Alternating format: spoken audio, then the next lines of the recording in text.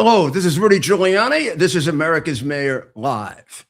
And of course, our focus is on the war, and it's also on some of the things that are happening domestically that involve, and it doesn't seem to be lasting this long, the controversy over illegal migrants, illegal aliens, illegal whatever else you want to call them. The reality is they are a disproportionate number of criminals that were let into this country by Biden, disproportionate in comparison to any other group of prior migrants to the United States, whether legal or illegal.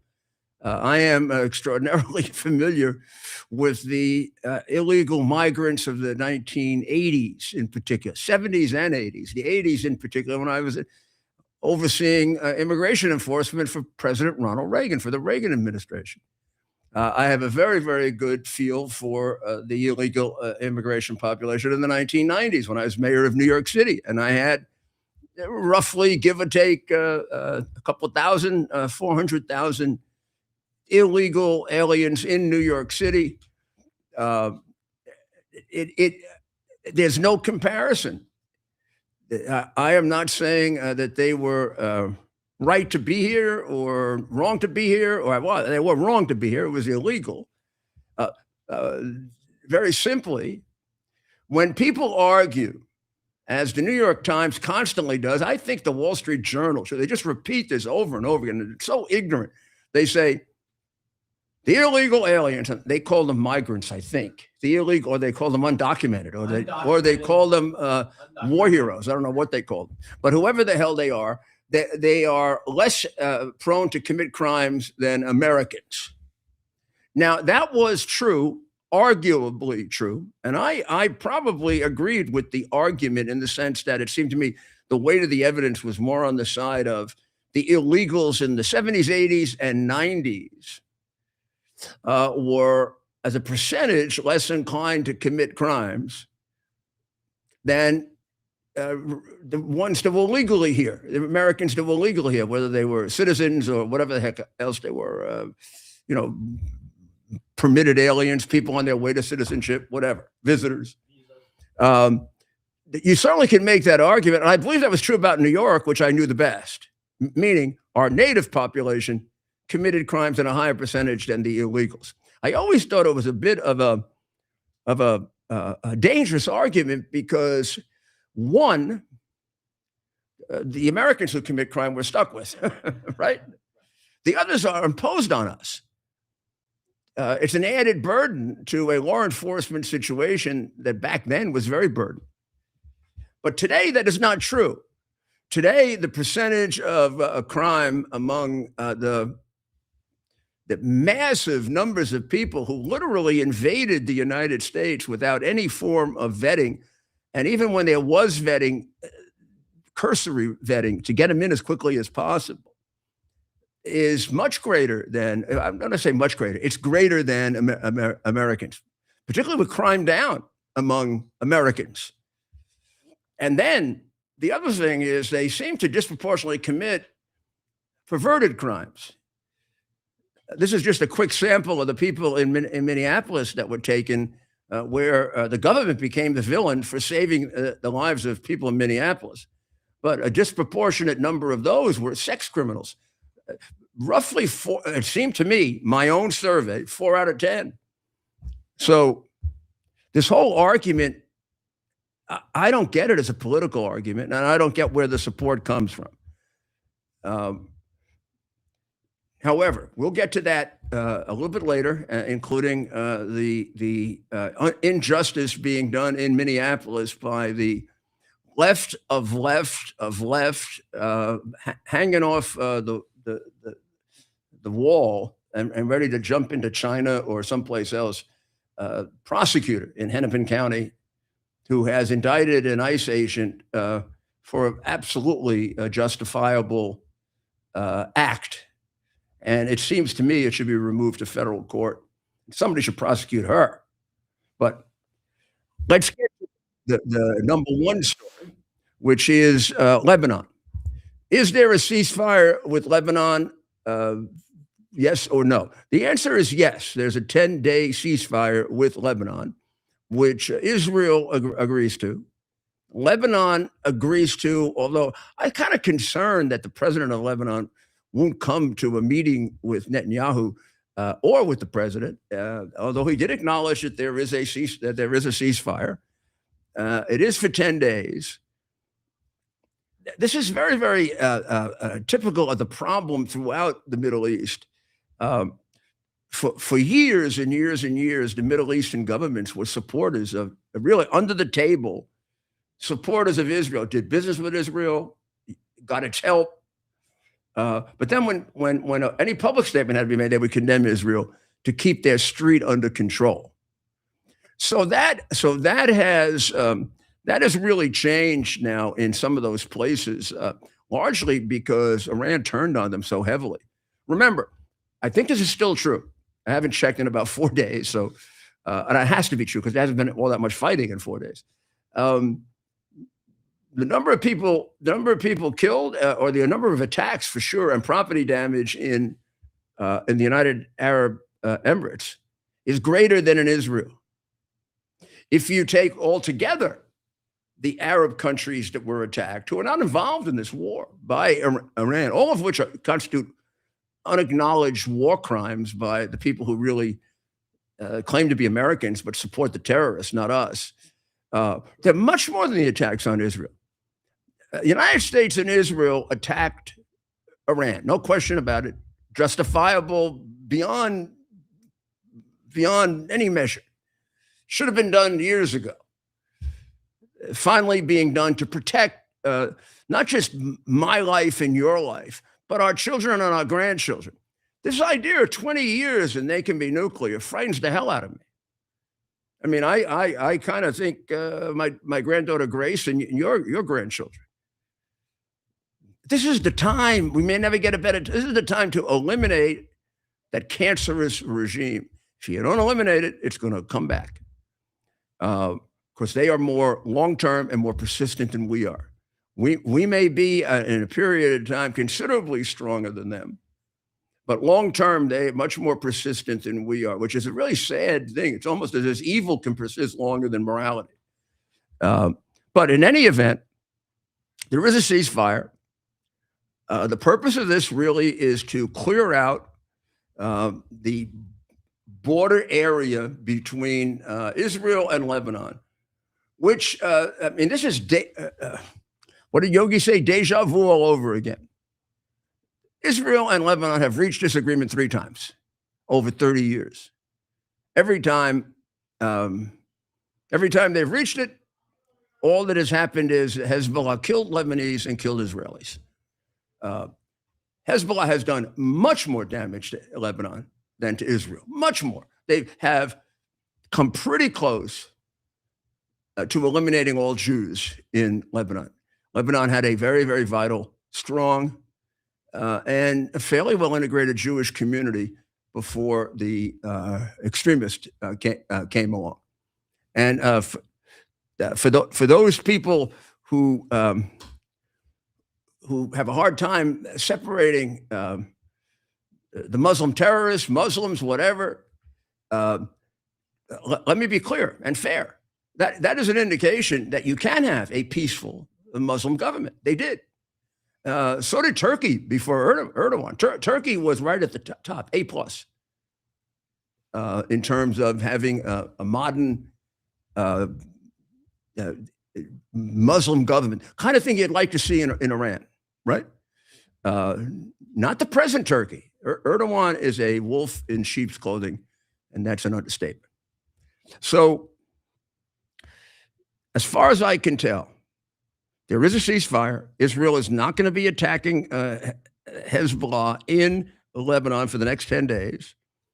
Hezbollah is not part of this ceasefire, which means that anytime they could attack Israel, in that case, Israel will respond. They're not. One good thing about the Israelis, our best ally and our most effective partner in war ever, I think, they don't take shit, and they shouldn't. You kill my citizens, I'm going to kill 10 of yours. That's their basic theory. So maybe this is the best you can do. The president of Lebanon supports it, but he won't really support it. He'll do it, but he'll be. And it's kind of absurd because the real danger to his people is not Israel. The danger to his people is Hezbollah. It's been true for 30 years. The people who killed the Jewish people in Lebanon was Hezbollah, obviously not Israel. The people who killed the Christians in Lebanon was Hezbollah, not the Jewish people. And the people who killed other Lebanese who wouldn't listen to them or come under their dominion and sway, meaning Muslim Lebanese or non-denominational Lebanese, is Hezbollah. Israel has tried, and particularly in this very effective effort, to focus in on the southern part of Lebanon, occasional strikes in Beirut because there are compounds, Hezbollah compounds there.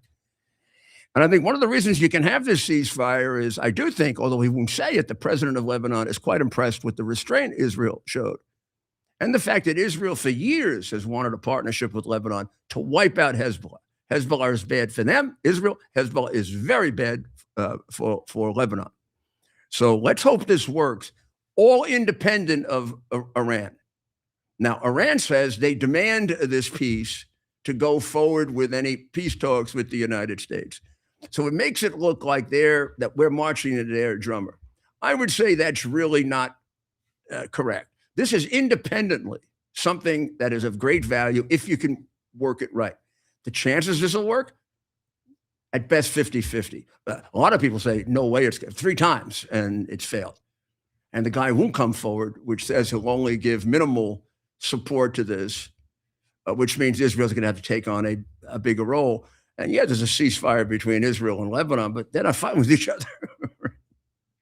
Where's the ceasefire with Hezbollah? Hezbollah is the one that you need to ceasefire with. Let's see what they do. Let's see what they do. I mean, the smart thing to do is what the Iranian regime is doing. Hide a little so you can live to fight another day. Unfortunately, we don't want them to be able to fight another day. So the blockade is really much more effective, quicker than anyone believed it would be, except those people who understand and have the respect they should have for the United States military and our entire defense complex. We have now stopped every ship that was coming out of or going to an Iranian port. The estimates are pretty wide. If we keep this up for 2 to 8 weeks, independent of whether we take charge island, we'll destroy their economy.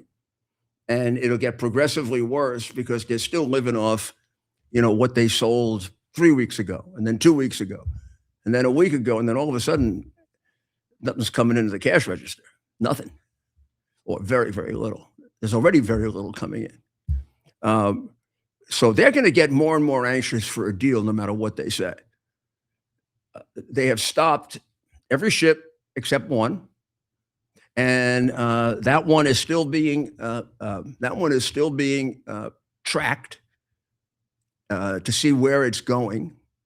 And if it starts heading toward China or suspicious in any way, it's going to be stopped, boarded, and taken over. And I guess it's right now. It may very well be out of the Persian Gulf, but I mean, we have the capability of following it wherever it's going. And that's one out of. Literally, used to go every day. You want to listen to it? I mean, it's kind of interesting. Yeah. The blockade is brilliant, by the way. Worship 115 requests you return to original port of call in Iran. How copy? Over.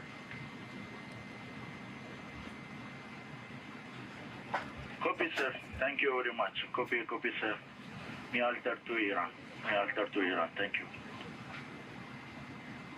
Blue Sky 4, this is U.S. Warship 115. I understand you will return to your previous port of call in Iran. This is U.S. Warship 115, standing by on channel 16. Out. So that's a video of how it's done in practice. That was a U.S. destroyer communicating with an Iranian ship, instructing it to go back. it said it would. No further problem there.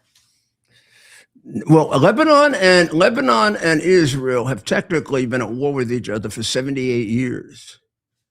And the reality is there's been very little direct fighting between Israel and Lebanon. And it was probably basically under control until Iran, as far as I remember, Iran created Hezbollah.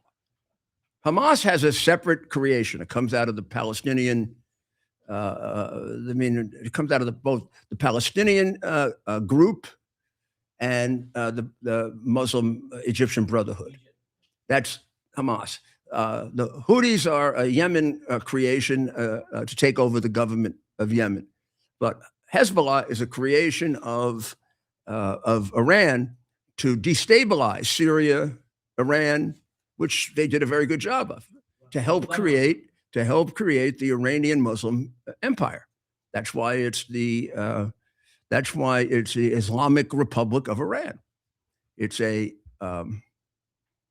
formal acknowledgement of what I guess most people would describe as Muslim extremism.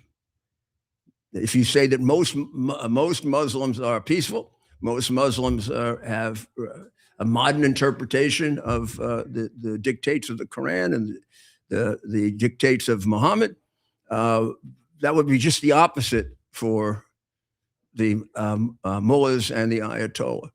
They take the strictest interpretation you can. They take the most ancient interpretation. It would be like a group of Christians or Jews got together in a group and said, well, you go back before Christ and they were stoning women, so we can stone women. Well, of course, it's almost absurd to even analyze. So majority of Muslims, the situation like majority of Christians and Jews is that's the way they live their life, no matter what that book says. Not so in the case of the extremists. The strongest and worst example of that, of course, has been the Islamic Republic of Iran. And one could say it's really kind of more like Nazism and communism than even a distortion of theology. It almost seems like an excuse to control the world, but okay. In any event, they're not going to do that now, but they'll just go back and hide and do it later. So the blockade is in lieu of Iran that had taken over the Straits for a little while, and they're going to charge you $2 million to go through. I mean, that's right out of The Godfather, right? It's also against international. And please remember what happened to Sonny Corleone at the toll booth. Ba-boom, ba-boom, ba-boom. He's gone. That's the way this has got to be treated. So they're not collecting their $2 million, then they have no control over the Straits. The revelation of them as a paper tiger is worldwide, except not acknowledged by the crooked press. Think about this, all the threats. You take over the Straits of Hormuz, we're going to attack all your ships and we're going to close the Red Sea. The Red Sea is wide open. The Houthis seem to have disappeared in the mountains. Like, we're not going to go fight for you anymore. What are you, crazy? And this, it's as if they don't exist. I'm going to show you why. I'm going to show you why. And maybe it's best. Maybe you have to see this. I'm not sure. But this would be. Let's see if I can find it right away. Well, I can't find it right away. But basically, yeah, here it is. So if you take a look at that, so that's Iran over there on the right in the middle, right there. Okay, right there in the middle. Now I want you to notice the reds and the blues. So this is about a week and a half ago, maybe 10 days ago. And what it showed, the blues show the attacks that were made by Iran on the Arab states. Notice in that particular day, There are a couple. There are a couple in Israel, right there. A couple in Lebanon, right there. Okay, but look where the majority were. To the right along here. Okay, those are all Arab countries. That's Saudi Arabia. There's Riyadh, the capital. United Emirates, Kuwait. So what do you have? 3 times more attacks in the Arab countries than, and these is about, you cut that in half, than on Israel. Now, the red ones are the U.S.-Israel attacks. Notice where they are, mostly, right along there. Now, what's that? That's the border of the Persian Gulf or the Arabian Sea. Right there are the famous straits. So what was, and this is like 10 continuous days of something that looks like that. That is taking out all the guns that are pointed and all of the toward the not just the Strait of Hormuz, the Persian Gulf, or now you never know until you test it. How safe is it? So far, nobody's fired a shot. Now it could indicate they're waiting. I don't know what they're waiting for. More likely, given our aerial surveillance, they have been destroyed, and their asymmetrical warfare, for which they were going to be given the Academy Award by the world press, has turned out to be a big bust. Right. Yeah, they controlled the straits for about 4 days, and now they got nothing to say about what goes on in the Strait of Hormuz. Right. So a single ship was caught exiting the strait on Thursday, and it has remained, and it is under surveillance. It was a Comoros flagged race tanker, and it says it's going to India.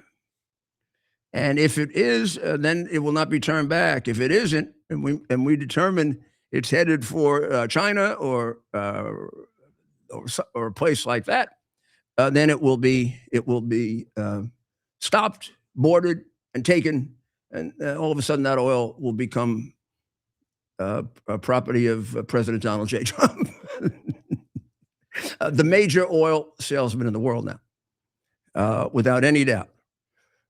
You should also know that the EU is now claiming that it's got about 6 weeks left of jet fuel, so they won't be able to fly. Oh, maybe if they would help if they had help with the Strait of Hormuz, we could have done it 3 weeks ago. Right. But they don't want to help. They want to help now. No, they want to come in now and help. Now, I would have. I mean, the president is right to make the point. I'd have said, "Come on, help. Let's see." So here's the sum up. The active large-scale fighting has ceased for a couple of days now. No agreement of any kind. The peace ceasefire with Lebanon is minus Hezbollah, and the history has been every single one has collapsed. 3 major ones have all collapsed. Every expert feels it's going to collapse. This one thinks it's 50-50. Me. Israeli troops are still inside Lebanon. They're right there, ready to go if anything goes wrong, and they will respond to anything Hezbollah does. Hezbollah, they sum it up as ambiguous on compliance. Well, they haven't agreed to the ceasefire, but they may just on their own decide, let's live to fight another day, maybe. Any rocket fire of any kind, the whole thing will collapse in a second. And the reality is that this is independently valuable, even irrespective of whatever happens with Iran. What's going on with that? It's anybody's guess, right? We apparently have a proposal to them that if they, it's a maximalist proposal, except for one thing, which I find troubling, which is that they can resume nuclear development in 20 years. And some say the president's asking for even more than that. I would say never, ever, ever, ever, never, never. Right? No nuclear for them. There'll never be a time. First of all, there's never going to be a time that we want to extend the number of countries that have nuclear weapons anyway. And given the lack of control here, that's really hard. Trump did get a vote of support, if you can call it that, in the House, where he won by one vote, with one Republican voting to stop the president from continuing the war because they say he's violating the War Powers Act, and one Democrat coming over and voting for Trump. And if you verbally poll the Republicans, maybe talking to them, the people who interview them, there's anxiety over the war, but still support. So they're nervous Nellies, but they're supporting him because they got a president with a large pair of cojones, and backed up by Pete Hegseth and Marco Rubio, and someone who is featured today, and very rarely is he featured, the Deputy Secretary of Defense, Steve Feinberg. I recommend the Wall Street Journal article, although is it fair? Of course not. But here's the reality. He is a very, very large part of the success, because the man's a genius. This is Ted asked me, is he like McNamara? And I said, yeah, but he won't make the mistake of Vietnam, right? But yeah, that's what he is. And this is a great credit to Pete. This is exactly what a great executive should do. You look at your strengths, you look at your weaknesses, and you get yourself people that balance your weaknesses, and hopefully over a period of time develop those in you also. And what are Pete's strengths? I haven't seen morale higher. Witnessed a number of recruits, about the highest in 40 or 50 years at a time of war. That's fabulous. Now we also have announced that we're going to expand our coverage in the blockade to every shadow vessel. What that means is there are something like 1,500 vessels that have extremely ambiguous registrations. I call it similar to the way you would launder money, the way criminals launder money. They launder the ownership of these vessels, so it looks like they're not from restricted countries. And there are about 1,500 that have been able to do that very, very easily. Now, all of those are subject to seizure. And the reality is there's only one that has possibly gotten through, and that one we're following. And it may not be. It's too close to tell whether it really is headed to India or that was a ruse, which they were doing regularly.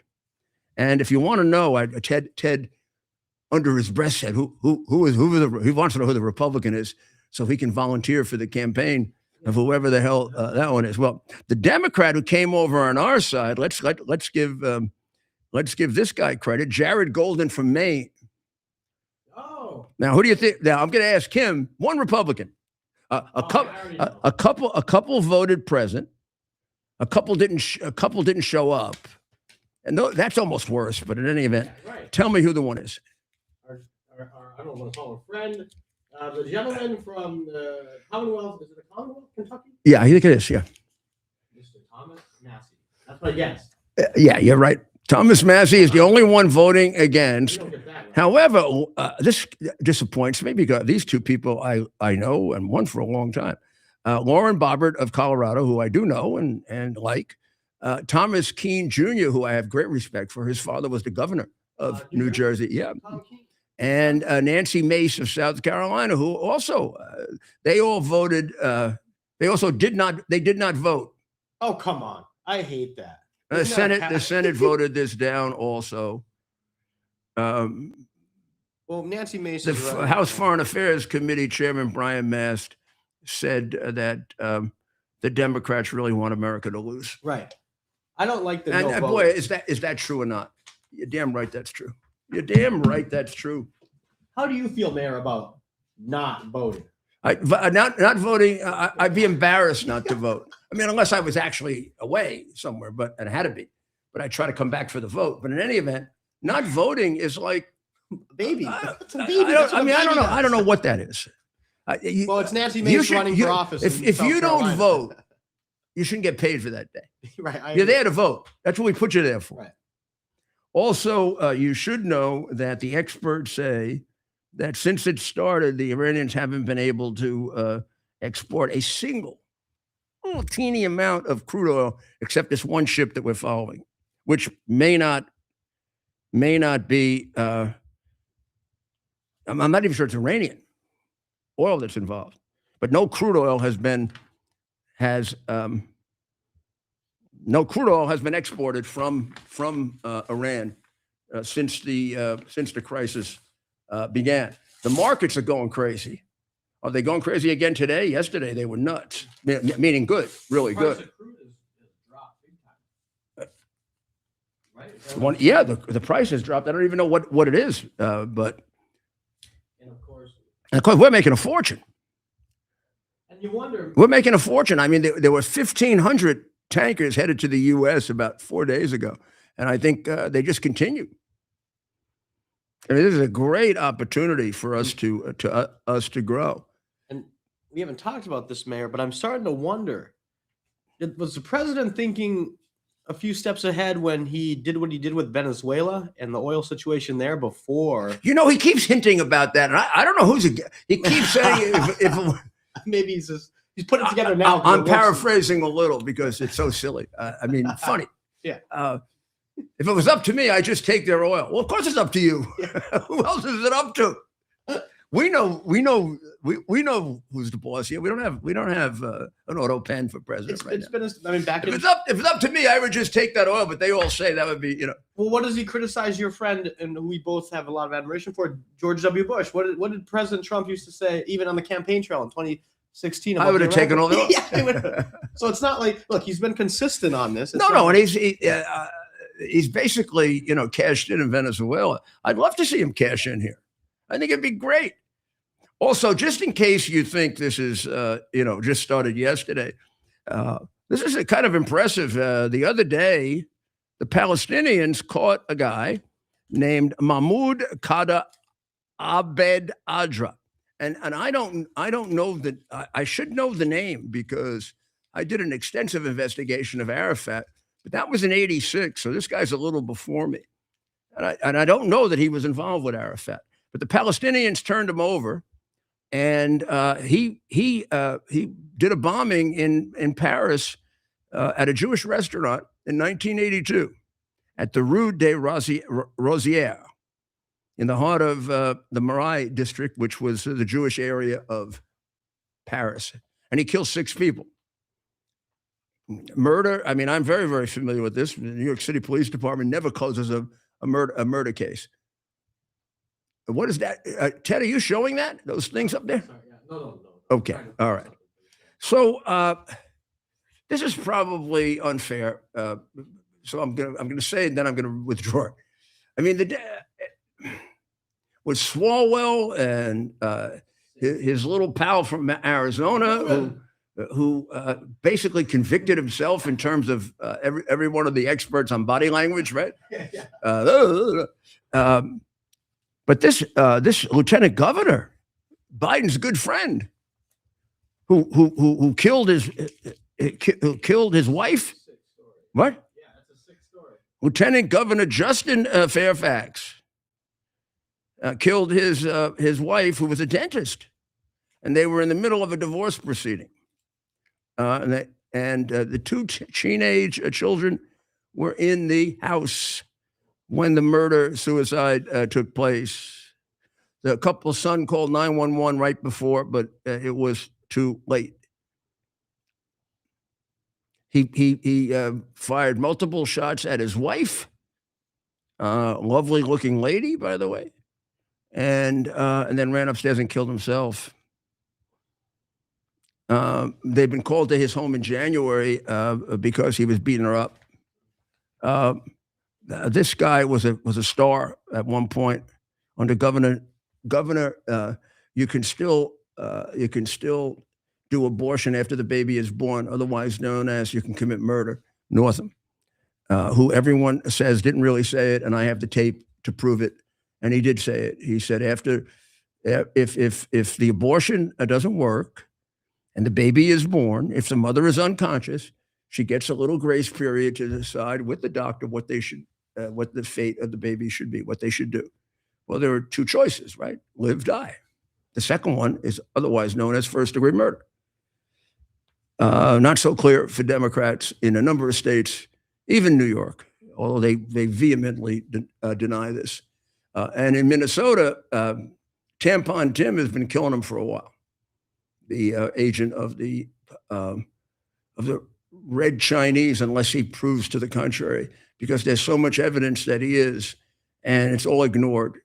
Namely, 15 to 30 trips to China to brainwash kids, for which he was making a fortune. He and his wife were making a fortune. So I don't know what's happened. Now, this may be unfair. Seems like a personal matter, and I could argue that. I could also argue that the Democrats really know how to pick them, right? Look, yeah. Really know how to pick them. Murder? Come on. Murder, kill your wife. Come on. The tax bill had its effect yesterday with a lot of happy people. A lot of happy people. So the average plus for Americans, and this varies widely. I mean, some people 10, 20,000, 11,000 in one state was the average of what people were getting back. But 3,500 is the average dollars more, 11% more than last year, 24% higher than anything they ever received under Biden. So I mean, this alone now has, and this of course remains the case all throughout this year. So this will be a major boost to the economy, and promises made, promises kept. The president said he would do it, and he did it. How few presidents do that, right? An average deduction of over $7,000. Wow. Right. Wow. Well, when I say the average is 3,400, I mean there are people that we're in the $10,000 to $20,000 category, right? And it depends on the states, and in some states even higher. This is specifically in the no tax. Rich Lowry has a very, very good article rebutting the Pope called "Necessary War," and I have, of course, several times since then talked to you about the doctrine of justified war, which is a Christian Catholic doctrine that emanated originally with St. Augustine of Hippo, and in the 6th century, but codified by St. Thomas Aquinas in the 12th century. And here, I always like to show the books here, so you know that we're not faking. This book right here, this is the Summa Theologica. There's a big section devoted to the criteria for a just war. This more than exceeds. It more than exceeds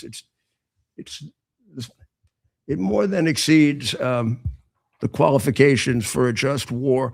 I don't even know that either one of them, Augustine or Thomas Aquinas, could ever have conceived of a more evil empire than the 47 years of the Islamic empire of Iran. Why the Pope, of course, is entitled to his opinion, and that's what it is. It's his opinion. It's not a matter of church doctrine.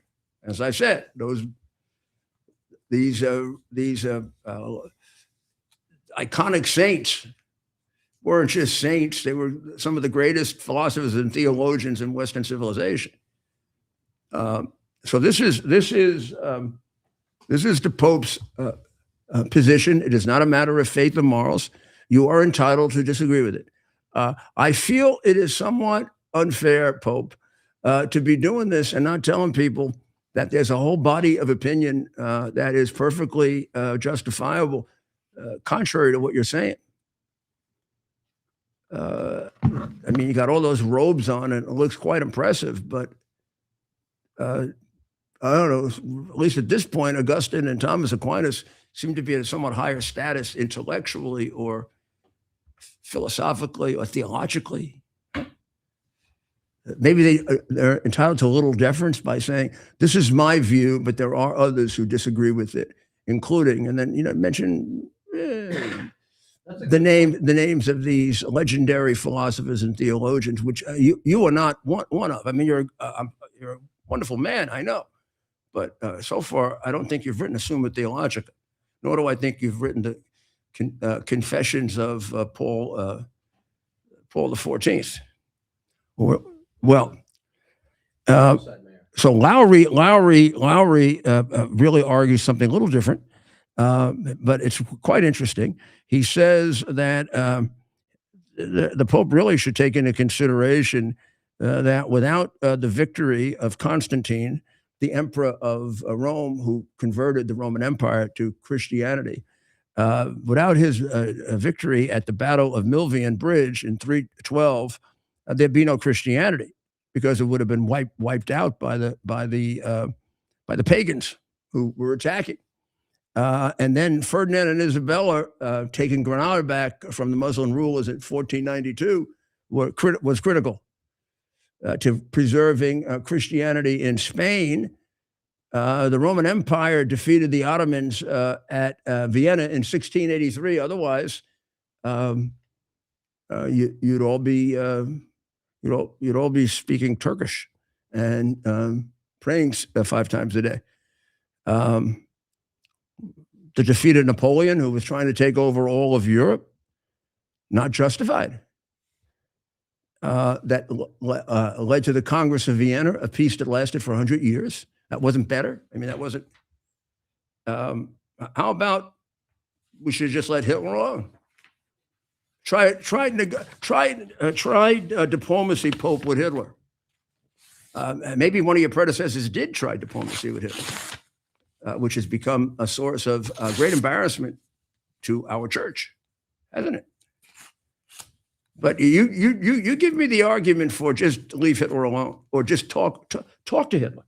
Let's see if we can have a little negotiation with it, like in Munich. That really worked well, Pope. Munich really worked well, Pope. Yeah. Just like all of the agreements what we just pointed out with Lebanon, or the number of times that Iran has lied and cheated, and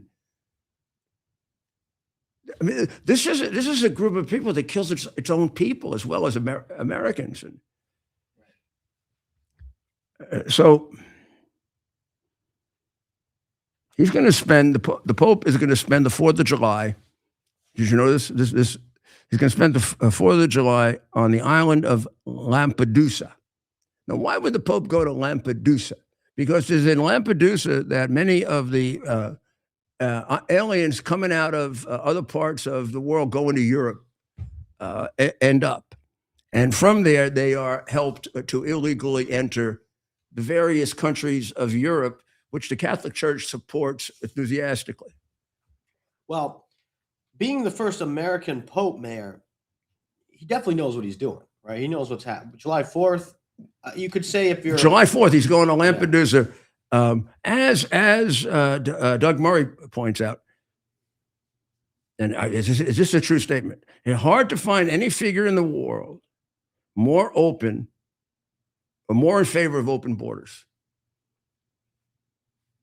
Is there? And is there any institution in the world that spends more money, in many cases here in the United States, your taxpayer dollars, to help illegal aliens come in and secrete themselves, not even secrete themselves, get themselves to these sanctuary jurisdictions? Wow. And is there any moral responsibility? Gee, I hate to raise that question, for the disproportionate number of rapes and murders that aliens who come in illegally nowadays commit, which is easily provable. So at least, Pope, shouldn't you square that for us? I mean, explain that to us. Explain to us, or do you want us to be like Christian martyrs? We'll let them in, whether they kill us or not, whether they kill our children or not. We just we just let them do it. Is that, I mean, at least tell us that you want us to be that. You're not doing a good job of fixing these people. Let's put it that way. Not when girls get raped and women get killed and people get killed. And you've got in the United States now gangs that never existed before. MS-13 chops people's heads off. So that all came the MS-13 did not grow out of whatever alleged problems America had. MS-13 grew based on the illegal immigration that your church supports very, very strongly. Don't you have, wouldn't a fulsome moral leader have to account for that and explain it to us? Explain to us why we should tolerate this. Or maybe it's our obligation to tolerate having our children raped and murdered. But let us know that. And then people can decide whether they want to be part of your church or not. We're going to take a short break and we'll be right back. Here we are, pretty much at the beginning of the process here at this pristine, I call it a laboratory. It's not like a factory, it's like a hospital. This is the beginning of the process for roasting. Deep green, very good quality. Most people don't use this quality. We deal with small farmers because they like to know who we're dealing with. They give us the highest quality, all organic, non-GMO. You should know all Arabica beans, no Robusto, all Arabica. They're going to go into the roaster and it'll get roasted for about 20 minutes or so.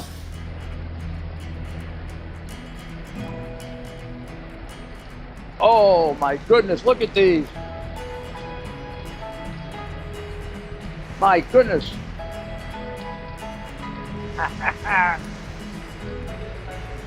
You're going to want to specially order these.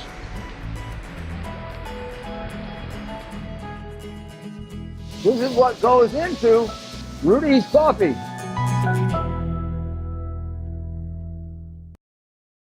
Are you ready for some action? I'm ready for action. Get the Elite TV plan only through the portal. 218 channels, and it's only $69.95 a month, Wow. including your free portal. That's cheaper than everyone else. Your favorite sports, movies, news, Wow. even daytime dramas. We're talking about ESPN, OAN, Newsmax, Wow. channels you can't get anymore in certain areas. Compared to the competition, this is a way better deal. Endless selection. Not to mention all the free music channels. There's over 700 premium and classic movies all ready to go. Wow. Plus, they got catch-up TV that allows you to go back and watch what you've missed or want to watch again. Cut your cable in half and get twice as much for free. Way more channels for half the cost. After the first year, the subscription then drops to $57.95 monthly, Wow. where you change or upgrade anytime. Go to QUXNow.com and get yours today. Use promo code RUDY. Act fast. These deals are U.S. Army Major Scott Smiley paid a high price serving our nation.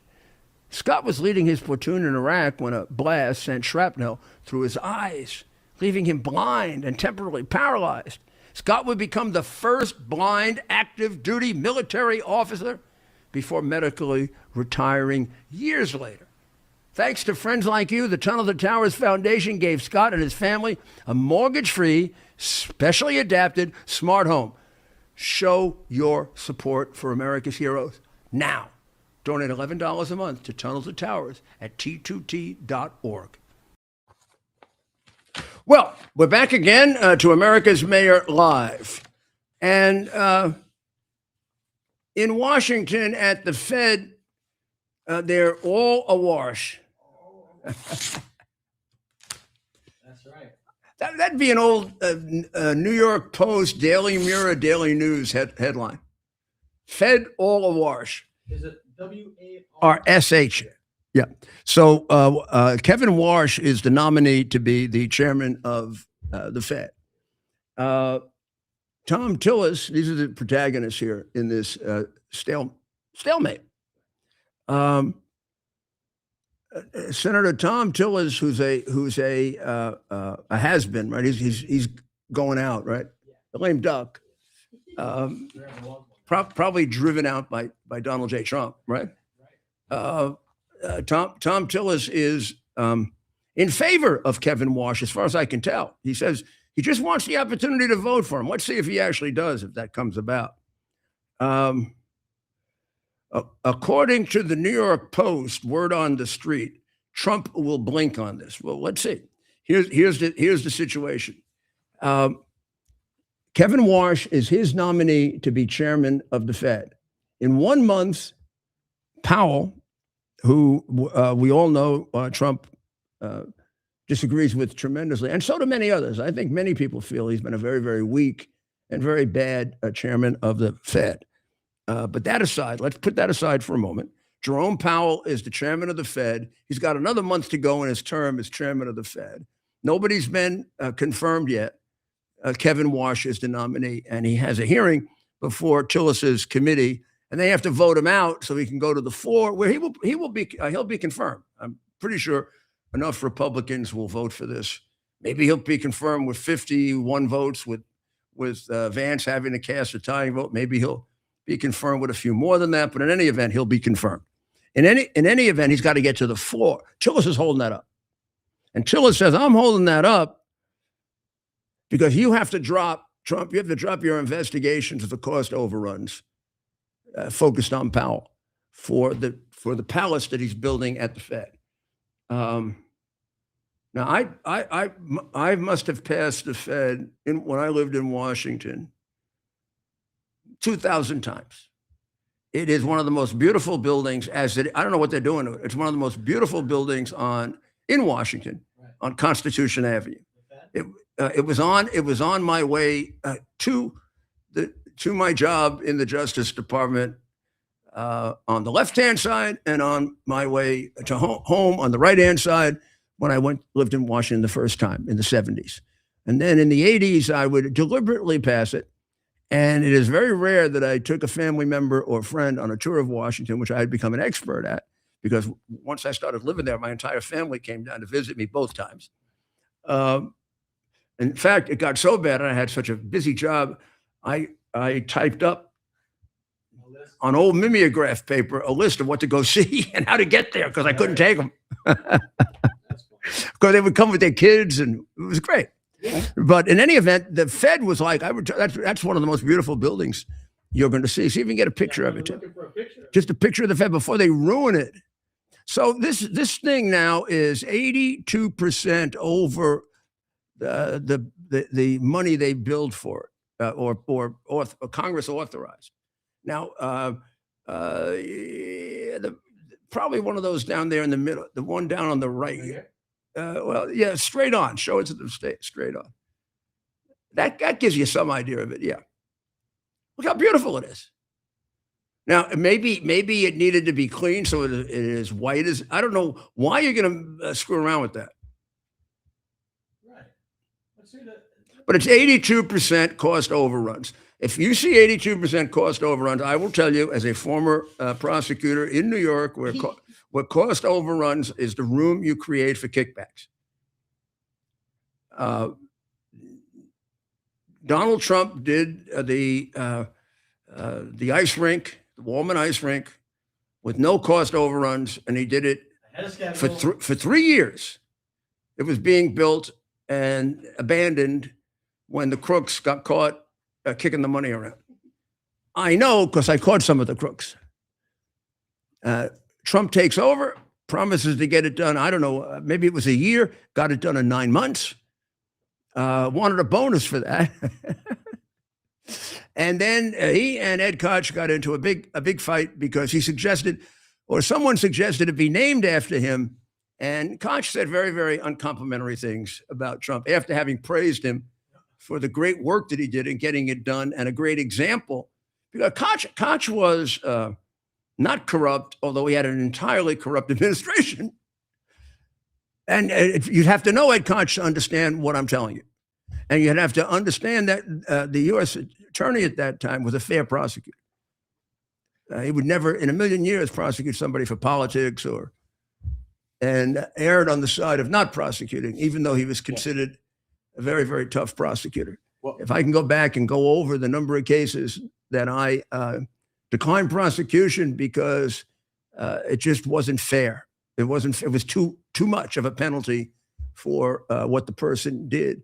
And that is a perfectly legitimate exercise of prosecutorial discretion is very much a part of a prosecutor's obligation. Now, you can distort that by making that discretion political. You could, and you can elevate the role of a prosecutor by making it equitable. As Justice Jackson said, which was a plaque that I used to have and what I would tell all my assistants. The United States wins when there's an acquittal, unless there's some kind of miscarriage of justice in obtaining it. It's my job as a prosecutor to bring people to justice, not to convict them all. You do the best you can, but you also decline ones where it's a first offense. Insider trading, for example. I was famous for using RICO cases for major insider trading and stock fraud cases. It helped to clean up Wall Street for a period of time. It always lasts for about 10 years. But I would decline prosecution almost uniformly on a first offense, first time inside trading case, because so many people were legitimately confused about, can you use the tip? Can't you use the tip? And there was a great penalty, a civil penalty that you could enforce, get a lot of money for the government. And as my former boss, Silvio J. Malo, taught us, don't worry. Silvio used to talk with a New York accent like this. He said, hey, guys. And of course, then it was all guys, right? Hey, guys, you never push too hard. If you decline because it's not fair, because there's not enough evidence, don't worry. He'll be back if he's a real criminal. Not always true. I mean, there are times in which you got to stretch it for a very dangerous criminal. But I find a lot of that wisdom, and we'll talk about this some other time in detail. I find a lot of that wisdom missing now. Now, I mean, Biden completely destroyed it. When they wrote the parting essays about Pam Bondi, a lot of them blamed her for weaponizing process. Are you kidding me? She started it After the 4 years we just went through? and even at this point, if you look at so-called focus on Trump enemies, it's minuscule compared to what Biden did. Biden focused on anybody with any connection to Trump or anybody who was in Washington on January 6th. Yeah. I mean, it was massive. And less pronounced was Obama's wingman Holder. They weren't that she inherited that. It's reduced dramatically. And the reality is you can't be intimidated from bringing a real case because they're going to tell you that it's politically, it's not my fault if the person is a Democrat, you know? It's their fault, actually, because the party has become so evil. But I'm not going to prosecute you because you're a Democrat. I'm not going to prosecute because you're a Republican. And the Justice Department has returned to a lot more of that. I don't know if it applies in every case, but I do know it's not systemic now. Under Biden, it was systemic. So on the Powell thing, there's every reason to investigate Powell. He presided, the buck stops with him. He's the guy who presided over the 82% cost increases. They are highly suspicious. Suspicion means you get to investigate. Suspicion doesn't mean you prosecute. It means you get to investigate. It would be irresponsible not to investigate, both from a civil and criminal point of view. U.S. attorney has both powers, civil and criminal, not like a district attorney. That's just criminal. So Tillis says, I'm not going to confirm anyone until Powell's case. It's like he wants to fix the case. I mean, he'd go to jail for that. It isn't quite that bad, but I mean, it's ridiculous. So you know what that means?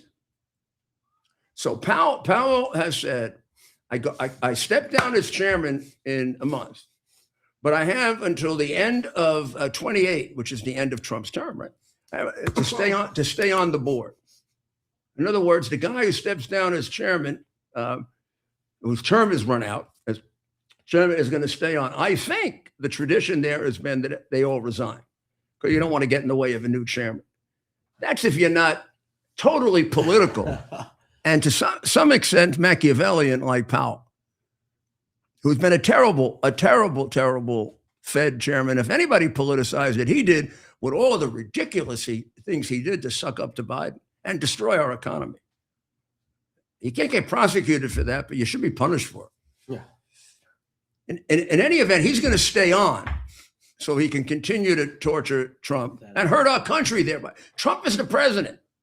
Pathetic. Unless it's totally personal. If you torture him, you're going to torture the country. He gets to set the economic course of the country, and you keep interfering with it, you're not going to help anybody.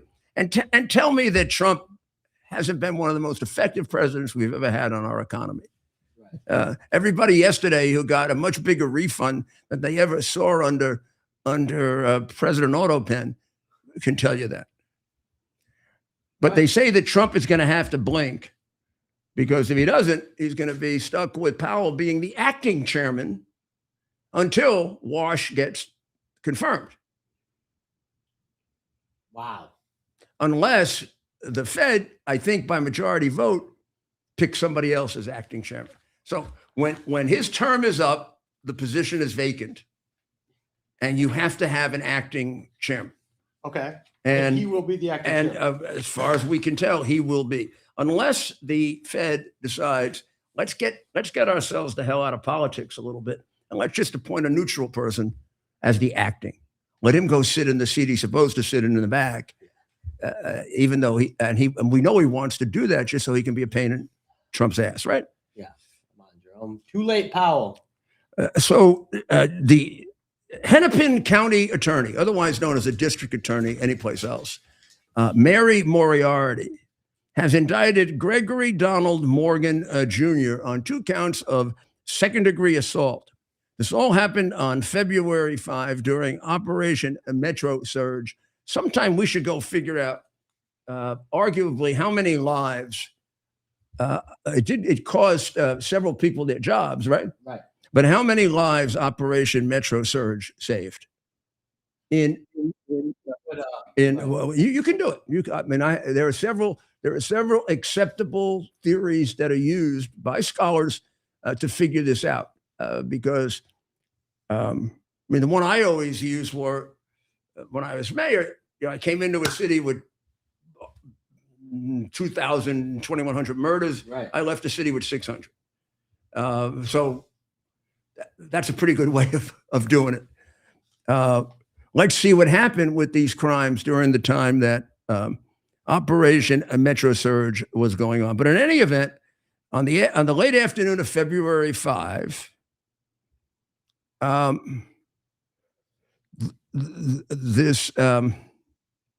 this guy Morgan, Gregory Donald Morgan Jr. I'm sorry, is the police officer. Yep.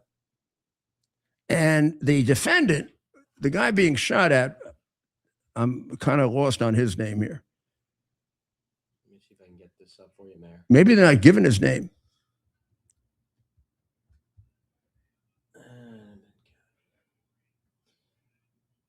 So the ICE agent who allegedly pointed gun at another car has been charged.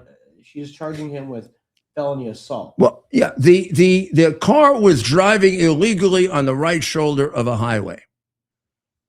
An unidentified driver moved partially onto the shoulder to block his path before returning to their lane. Prosecutors said there was nothing on the rented sports utility vehicle to indicate it belonged to law enforcement. Morgan, the defendant, then pulled alongside the vehicle, rolled his window down, and pointed a gun directly at the heads of the driver and the passenger. Morgan said the other vehicle had cut him off and that he pulled his gun and yelled, "Police, stop," because he feared for his and others' safeties. The document said, because the guy was driving up the wrong side into traffic. He didn't shoot anybody. The guy was violating the law,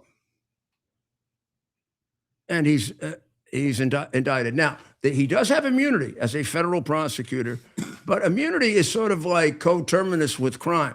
In other words, if he was deliberately acting wrongfully, the immunity doesn't exist. If it were negligent conduct, then the immunity exists. Plus, I do think the federal government can come in and have the case removed to the federal court, take it out of this political monster's hands. I mean, we could go on and on and on about all the cases she didn't prosecute, and her fascination with criminals. That's right. Like a lot of modern Democrats. And now in Boston, Mayor Michelle Wu, who is the one at one point who would only talk to black reporters and parties for non-whites. White need to come. She is offering $500 for massages, yoga classes, and creative healing to illegal aliens because they're under stress. Are you out of your mind? And here's I think this is an advertisement. Wellness support for LGBTQ plus migrants in Boston. Get $250 to $500. Now, so you have to be an illegal alien, and you have to be, I don't want to use these words unless I'm quoting from something. You have to be a transgender or LGBTQT plus. I don't know if that includes transgender. But is the T transgender? LGBTQ? Yes. Okay. We have it up on the screen here. So there it is. There it is. So wellness support for all the rest of the people in Boston don't need wellness support. Yeah. They're doing just fine, even though the Red Sox are in last place. So there have to be an awful lot of people in Boston. I know that from Dr. Maria, that, whenever they focus on that, you got to get about 3 or 4 hours of depression. I think they need them. Every Red Sox fan in Boston, and you got to prove you're a Red Sox fan. We're not just going to give it to those people in Boston. Like if I were in Boston, a Yankee fan, or all the kids at Harvard or wherever else who are Yankee fans, they're not eligible. Even though the Yankees are now on somewhat of a losing streak. They lost to the Angels yesterday. Well, maybe 11 runs against Max Fried. 5 runs against him. I can't believe it. Well, maybe they should get this going for Yankee fans. They got to start getting you. Well, not yet. We're only in second place right now. We end up going like this for a while when we're anticipating being in the World Series. You're going to need life support. You'll need to work on. You'll have to work on. You don't want to see the suicide rate go up, including. I think I'd be entitled to some help. Swalwell. Oh. So now I'm gonna look at it from the point of view of there are now, as far as I can tell, there are 2 rape allegations that are solid allegations. Solid allegations does not mean he still has to be. They have to be proven beyond a reasonable doubt, but they're certainly prima facie, meaning there is more than enough probable cause to arrest him on either one of these 2. The first one you saw, the press or maybe you didn't, but the press conference with Lorna Drews, who says that she was raped by him while his wife was pregnant. There are altogether 5 allegations of sexual. Vaguely described as sexual misconduct. But 2 of them now are specifically rape allegations. In addition to Drews, there is a second woman who said that and I think these women have dates, unlike the person who claimed that Trump sexually touched her in the dressing room of Bergdorf Goodman in the middle of the day. She can't remember the date. She can't remember the year. which means he has no ability to show he was out of town, which she was shrewd enough to realize was probably about half the year.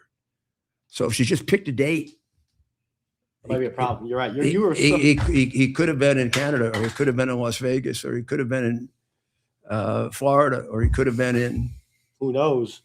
She didn't just. Not only did she pick a date, she picked a year. If Trump were not the subject of massive political persecution by a Justice Department that didn't weaponize criminal, they turned criminal law into something akin to East Berlin, Nazi Germany. And having been the victim of it, I can tell you that with great authority.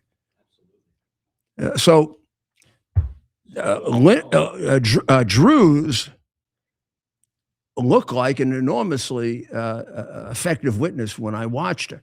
That does not mean I'm telling you that I can't tell you by looking at her that she's telling the truth or not telling the truth.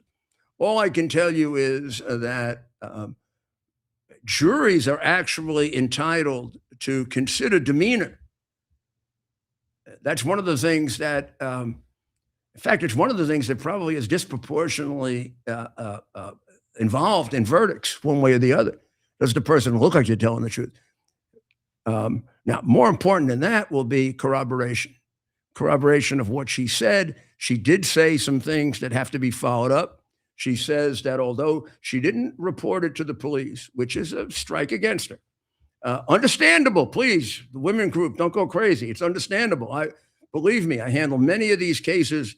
Not only that, I changed the whole way in which New York City reacted to abuse cases when I read the report about how they were mishandled. However, the fact that she didn't report it certainly doesn't help. Understandable, but doesn't help. On the other hand, she says that she contemporaneously discussed it with friends. She may have said a therapist too. That's all important to show that she's not making it up now. Now, could she have made it up then? I mean, that's what a jury has to decide. But the fact that she did report it to 1, 2, or 3 people is valuable. The defense will say, well, they're lying for her. I'm just playing out a trial for you. But that's one allegation. The thing that'll help her the most is that now a second one. And the second one was in 2018. This is about the time he was framing Trump deliberately. And it was somewhat after his dalliance with Fang, who was a Chinese spy, for which I do not understand why he is not in jail. So rather than fooling around and allegedly raping her, he could have been in jail at this point. Also for framing a president on what he knew was false testimony and trying to get him removed from office. Those are all crimes to a neutral, fair, honest prosecutor. According to this woman, she claimed she was heavily intoxicated and woke up in her hotel room after a charity gala to find Swalwell assaulting her. I was pushing him off of me, saying no, she told CNN. He didn't stop. She claims that Swalwell drugged her, raped her, choked her, and left her. She thought during this incident that he was going to kill her.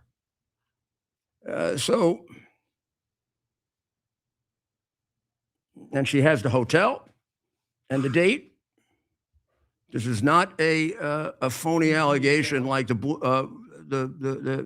Bergdorf Goodman crazy who didn't know the date or the time, the place, or knew the place but didn't know the date within years. So you couldn't have any defense. So now, if he can show he was, let's say he was during this period of time, Swalwell was in Germany for a conference. Well, that's a pretty solid alibi. I mean, that would at least probably make it difficult to prove this beyond a reasonable doubt. On the other hand, if he was in New York at the time, that would help. But the fact that there are two of them, and then I don't know the circumstances of the three others. It's going to depend on, how serious are they? Were they stupid comments that he made, or were they touching, or did it go further than that? But this is a real case. And anybody that says that it's being pursued politically is just a damn liar. This would get pursued against anybody. If you have two women who claim that you raped them with the details that these women have, it doesn't mean you get convicted, but it sure means you get investigated. It probably means you get prosecuted. Because unless these stories fall apart, I could write an affidavit for a search warrant based on this, on probable cause. You should know that this is according to the Ukrainians, but I have no reason to disbelieve it. They won a battle against the Russians using entirely robots against soldiers, and they've used robots a lot in battle, but never exclusively. They've used them they've used robotic systems in 22,000 frontline missions. And these last 3 months, they've been using them extensively as they push Russia back. They've made net gains in pushing Russia back.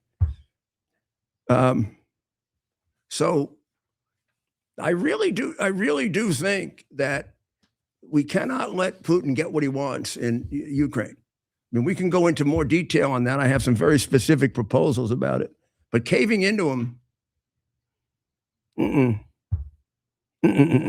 Oh, meanwhile, while you're getting a lot of money back from Trump, in New York, the communist, also a supporter of Muslim extremism, Mandami and Hochul want to increase your taxes because they want to take it away from you so they can use it on a budget that is, if it isn't prima facie evidence of corruption, nothing is. It's larger. The New York City budget for 8.4 million people is larger than the entire budget of the state of Florida, which has 22 million people. You don't need to know any more than that about how corrupt it is. Senator Kelly, who is a former astronaut, has the following quote: "The last thing I would want in a space shuttle crew would be 7 white guy U.S. Navy test pilots like me. It would be a disaster." Why does he dislike being white? Well, I mean, what? Tell me that isn't indicative of, tell me I'm being unfair when I say that is indicative of the Democrat Party. That makes him a mainstream Democrat nowadays. And tell me that isn't racist. What the hell does he have against white people? Have you seen a picture of the Obama Center? You want to see a picture of the Obama Center? I don't know. While you pull it up, let's play Mark. Yeah. Let's play our white hater.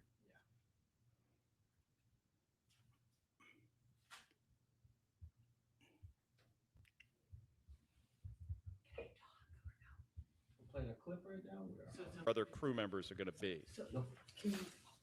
So the last thing I would want in a space shuttle crew would be 7 white guy U.S. Navy test pilots like me.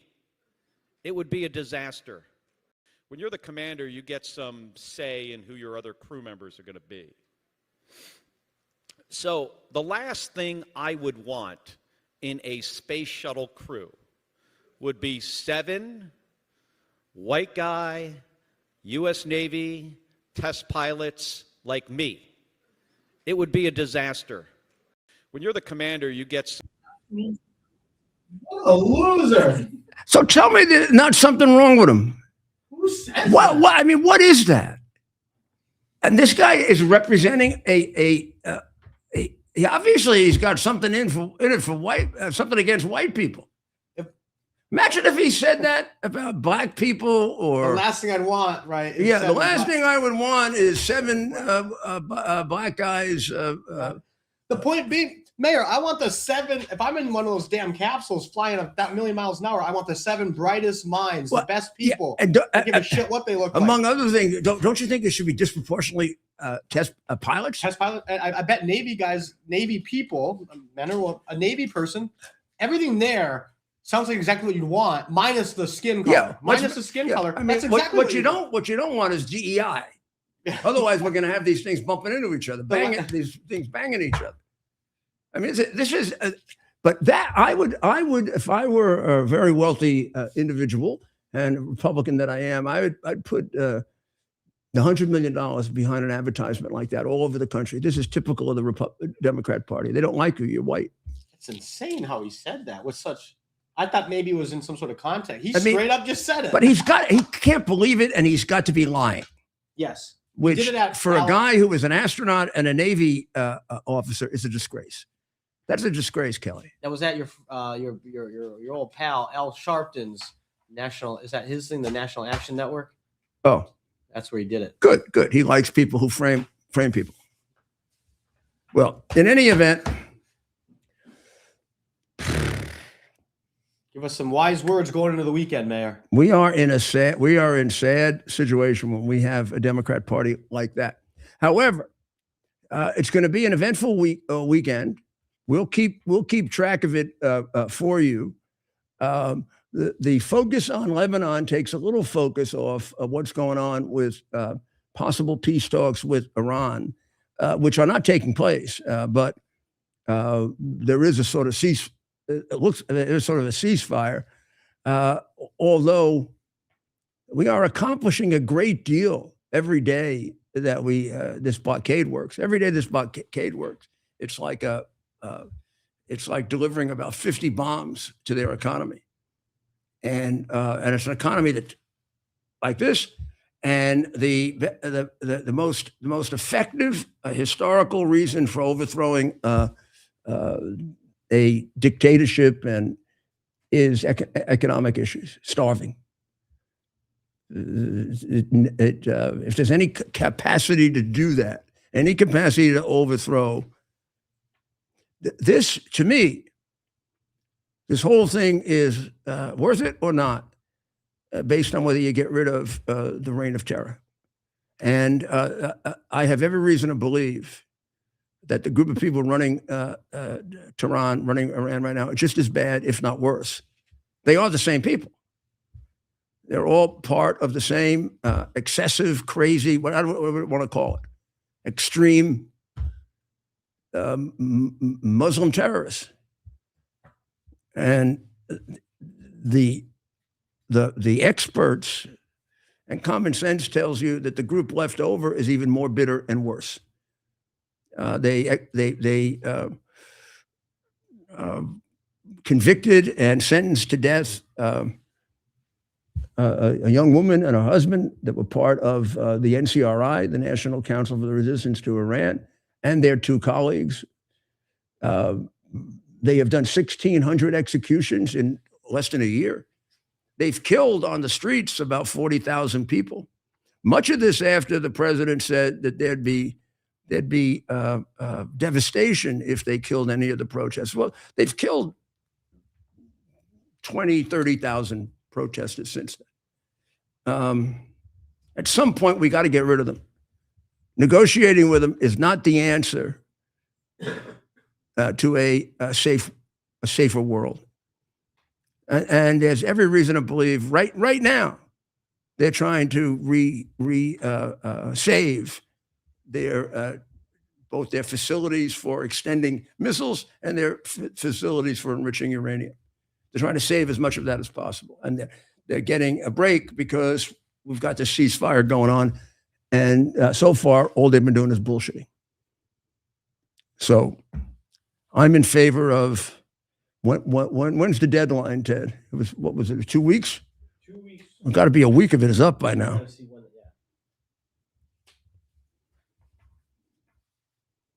Yeah, well, I got You want to get a date? Yeah, just put it right in. For the- So please, over the weekend, when you worship God, April 22nd.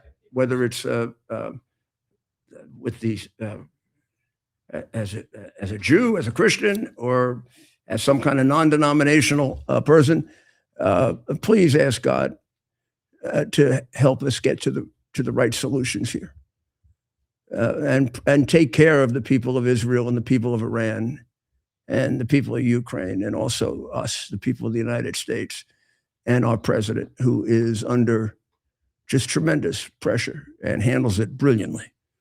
But he has to do that with your help. I know that. I know you're helping him and you're guiding him because you saved his life. So we have the date? April 22nd. April 22nd. And today is April 17th, 18th, 19th, 20th, 21, 22. 5 days. 5 days? 5 days before the ceasefire is over. And so far, no progress, other than the fact that we, on our own, have been able to contain and control the Strait of Hormuz, and every single argument they made, every single thing they said they can do, they can't do because they have been destroyed. It's now time to get rid of the regime. Anything coming out of the son of the Ayatollah is not anything new. The people you're negotiating with are all mass murderers. So we got to end this regime for the good of the world, and specifically for our good. They tried to kill the president. They've killed lots of people. They tried to kill me, so there's a little personal here. But it's beyond that. I'd have the same position. I had the position before they did. I have the position now, and it should have been done 46 years ago. So that's our thoughts. Pray to God, ask for his help, ask for his guidance, and remember, you are very, very fortunate if you're an American. Very fortunate. And you should handle that with humility, not with arrogance of any kind. God bless America. It's our purpose to bring to bear the principle of common sense and rational discussion to the issues of our day. America was created at a time of great turmoil, tremendous disagreements, anger, hatred. There was a book written in 1776 that guided much of the discipline of thinking that brought to us the discovery of our freedoms, of our God-given freedoms. It was Thomas Paine's Common Sense, written in 1776, one of the first American bestsellers, in which Thomas Paine explained, by rational principles, the reason why these small colonies felt the necessity to separate from the Kingdom of Great Britain and the King of England.